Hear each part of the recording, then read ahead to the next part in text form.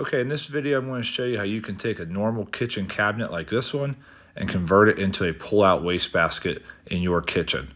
The product I'm using today is called Rev-A-Shelf. I got this one from a friend of mine that wasn't using it in their kitchen anymore. I'll go ahead and make sure I put a link to it in the description below. Now, I did have a little half shelf inside of this cabinet. You can see the peg holes inside for the adjustable shelf. Go ahead and take that shelf out if you have one, and then you're just going to unscrew the cabinet door from the hinges and then unscrew the hinges from the cabinet itself. When you buy the product, it will tell you exactly where to screw the pull-out wastebasket to the cabinet door. Since I got mine secondhand, I kind of just had to line it up myself, but it really wasn't that hard. They give you 4 screws that screw it to the cabinet door, and then a bunch of little screws that will screw this track that's underneath the pull-out into the cabinet itself. So just extend the track all the way and push it all the way back into the back of the cabinet. You want to measure the middle of the track with the middle of the cabinet to make sure you're lined up exactly in the middle and you're not too far over to one side or the other. Now, this part was a little difficult to reach back in here and screw this down, but it comes with bunches of screws, and you just want to make sure that you have it nice and secure inside the cabinet, so that way when the wastebasket has a lot of trash inside of it and it gets heavy and it's all the way extended out, it's holding itself in there and it's not tilting forward or down. After having the wastebasket installed, I decided to remove this knob on the left-hand side of my door. You can tell it's been there for a while and it has left a little bit of residue. I used some Goo Gone and some other products just to get rid of that residue around the circle. I will be coming back and matching the stain later on using a stain pen of some kind. But for now, all I'm going to do for this video is fill the hole with some plastic wood and sand it down smooth.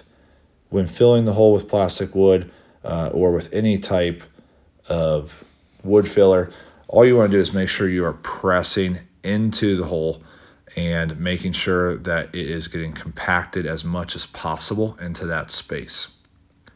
After applying an adequate amount of wood filler, I'll come back with sandpaper, sand down the area, and then like I said, I'm going to go to the hardware store next chance I get to kind of match this stain to make it blend in a little bit better.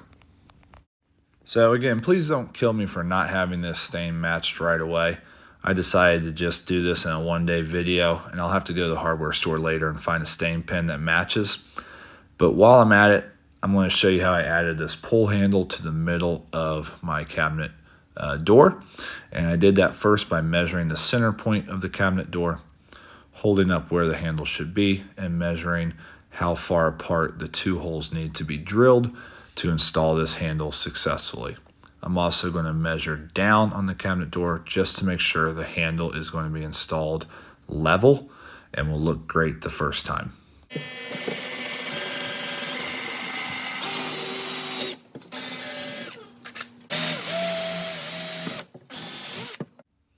Then I'm just inserting the screw from the back side, hand tightening it at first, and then coming through with a Phillips head screwdriver and tightening this pull handle most of the way on the one side, and then bringing it up on the other side and repeating the process on the other side.